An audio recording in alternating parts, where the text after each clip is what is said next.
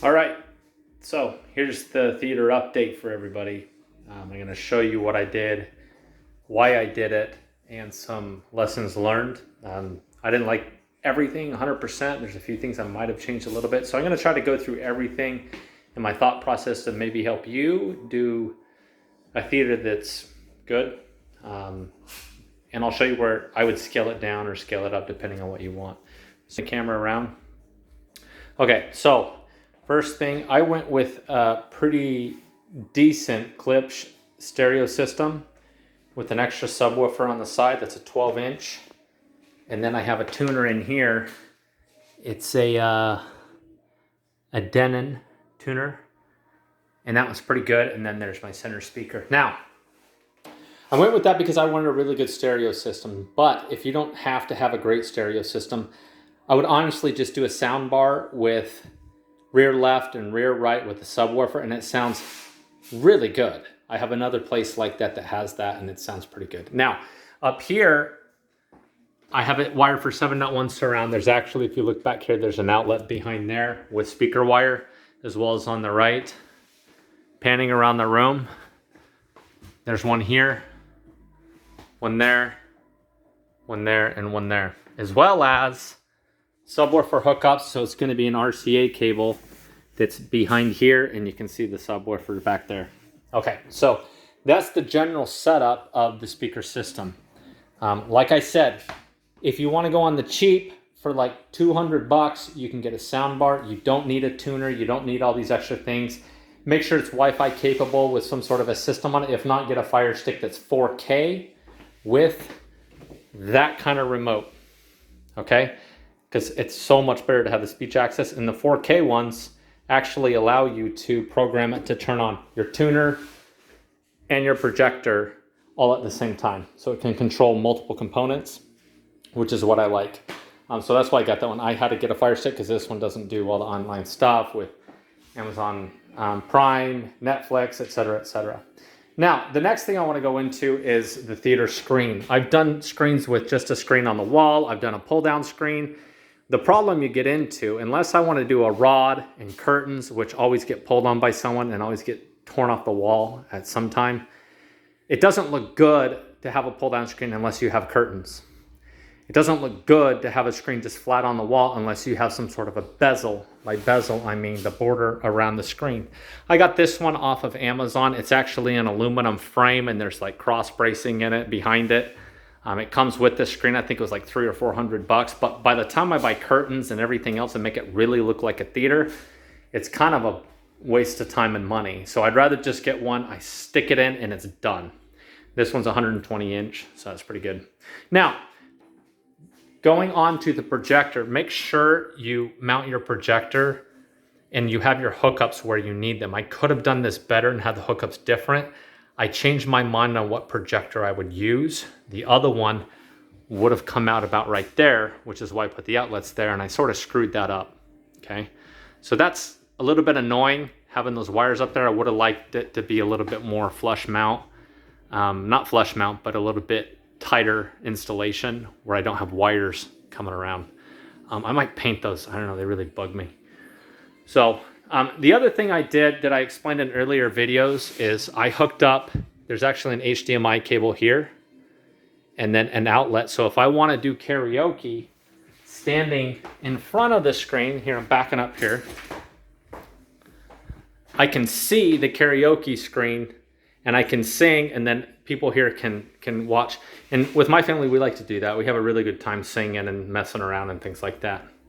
Now, normally I would have done black outlets everywhere. This one I kind of wanted to hide, and it's a darker color in here. I like the coloring, like actually quite a lot. And I did those black because you don't notice them so much, especially when the lights are off. You can't even really notice them. I did everything else white because my thought process on that was I don't want someone falling and I have a step in here. So I want the lights to be accessible and obvious where they are. So when the lights are off, you need to have a way to turn them on and off. I was gonna go dark on those, but then thinking about it, I was like, I want people to know where the light switch is. I wanna know where the plug is. So and I put plugs by every single wall, around every single seat. So if you have your phone or your tablet or something else, you can actually plug it in and see it when it's dark. even though it looks like a weird satellite on the screen, or excuse me, on the wall. And now, moving on to the lighting up above, I really was set on having that rope lighting up there.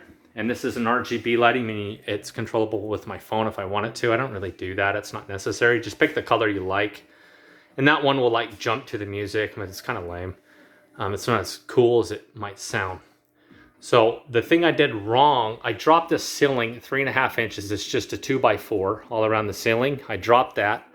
And then I put in this piece of trim. I would have gone a smaller piece of trim because the problem was, you can see the controller back there. I had to actually pull that trim out and wedge that thing in there, and it like jacked up my ceiling and wall.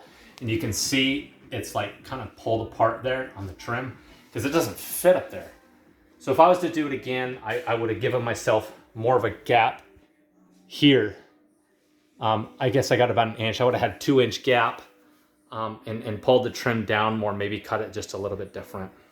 So that was the thought process behind that. Now, moving on to the other lights, I actually do have lights under this couch. I have an outlet behind the back one, but you can't really see it from here anyway, so I didn't feel like putting it in.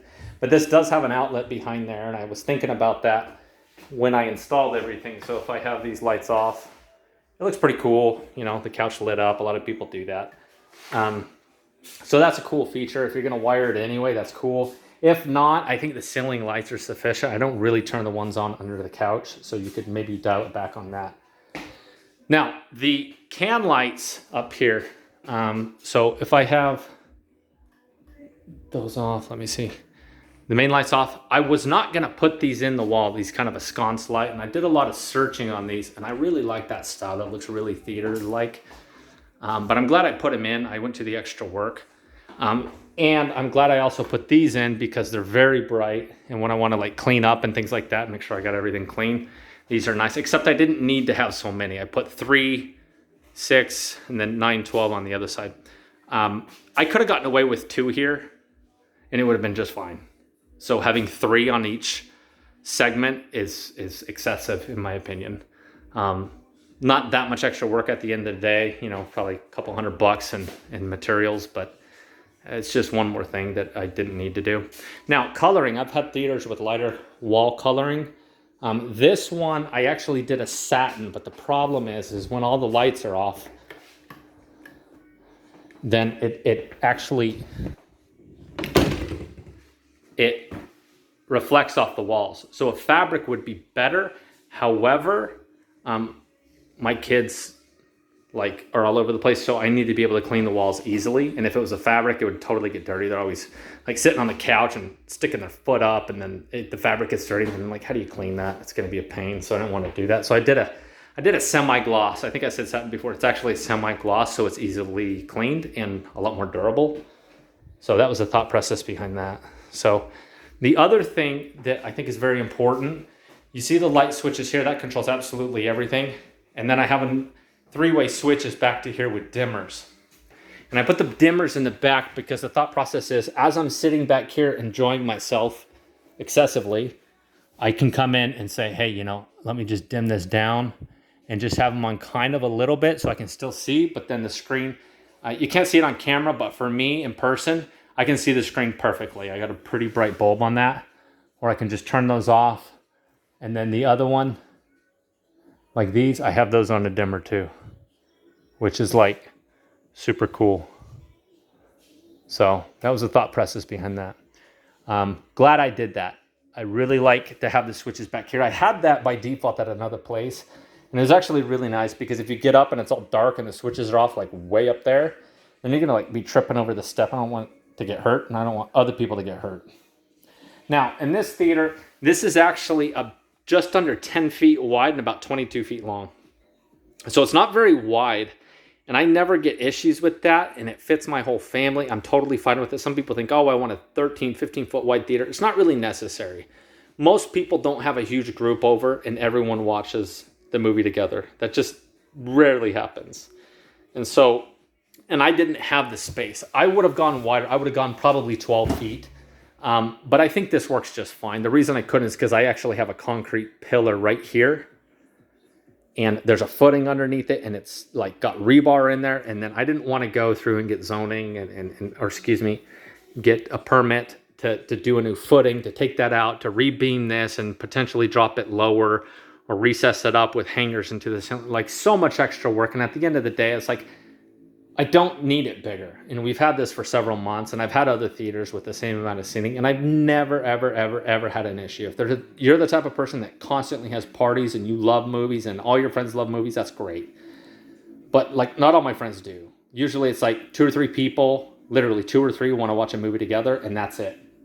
So this has been great, and I've had large groups here, 20, 30 people, and I've never had an issue because not everyone watches at the same time. But one must is to have a reclining chair, as many as you can. I have 4 in here, total 6 seating. So that's a huge, huge benefit. Now, I was concerned about having this pillar, and so I try to make it integrated, look like a cool beam and like a joist and stuff.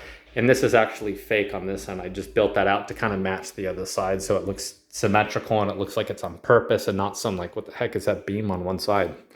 So it sort of frames the theater when you're in here. It doesn't look bad. The other thing is a good projector. The good projectors is a BenQ. Good projectors are a lot quieter is the main thing. Like, you can't hear this one, like hardly at all. But they do throw a lot of heat, so you're going to want to have good ventilation in the room, good air conditioning, good ducts, enough space for a return vent, because with that going and then, you know, the system going and everything, it throws a lot of heat. It's like having a heater in here, plus all the sweaty, stinky people. So that's another thing that's really important. One more thing is on the step. Now, I have 8-foot ceilings in here, and a huge concern is like, it's already 8 foot, and I'm coming up 8 inches on this. So is it gonna be too small for your head? You know, you don't actually notice, because the only reason you can come up here is to sit down. And yes, I can reach up. I'm 5 foot. I can reach up and put my palm on the ceiling, the top part of the ceiling here. Like, see? But I don't really notice it being low. And also my projector hangs pretty low. Like, this is literally, like, if you look, it's literally in front of my face. But you don't notice that either. And I haven't found it to be a problem, because I only come up here, I walk here, and I just simply sit down and then enjoy. So it's purpose built around what you want it for. I don't need 15-foot ceilings in the theater. Of course, if I had them, it would be cool, but I just don't. But it's not an issue. I wouldn't go higher than 8 inches on the step, because that's going to cause you problems. Now, the other thing is, on my step, I used excessive support under it. Don't do 16 centimeters, do at least 12, and then use at least 3/4 inch plywood on it. And the other thing is, I use a really high-end padding and a really, really nice carpet. So when your shoes are off and you step on it, it's really soft, and it really makes that extra amount. And it's cheap. I mean, I think this one's 7 foot by the width, whatever that is, 10 feet. So it's not expensive between the cheap and more expensive carpet. I mean, it's not a high end, but it's like a reasonably decent carpet. Don't get some builder brand junk. I had that in another one. It's like you step on it and you're like, this is cheap, and it makes the whole experience cheap. So put some good stuff in there. It's nice. I don't have carpet down here just because it matches the rest of the house. So those are my recommendations on the theater. We're really, really happy with it. Really happy with the coloring. Really happy with the setup. The only hard thing is I watch too many movies now, so because I really enjoy it. The other thing is I have a speaker in the back and in the front. It's way too much. Way too much. I turn them down almost all the way, because it's just always thumping, and it's like irritating. And it doesn't match the movie most of the time. So I would not get the front sub unless you have a very, very large theater and you have a really high-end system and you have like soundproofing on the walls to make it really sound good, because it just doesn't make sense. It echoes too much. It's just too much, and it just kind of like, and I love a low speaker. I love to have that good explosion, but it's just always going. So I don't really like that. I would just go with something simple on the subwoofer in a room of this size. Even 12 to 13, 15 foot room. An 8, maybe even a 10-inch speaker would be just fine. So hopefully that helps. That's the theater room. And in the future, I plan on doing some 3D murals that are glow in the dark on the ceiling of some space scenes. So when you turn off the light, it still glows slightly and it looks like space and some other cool stuff like that, but that's a future project. Thank you.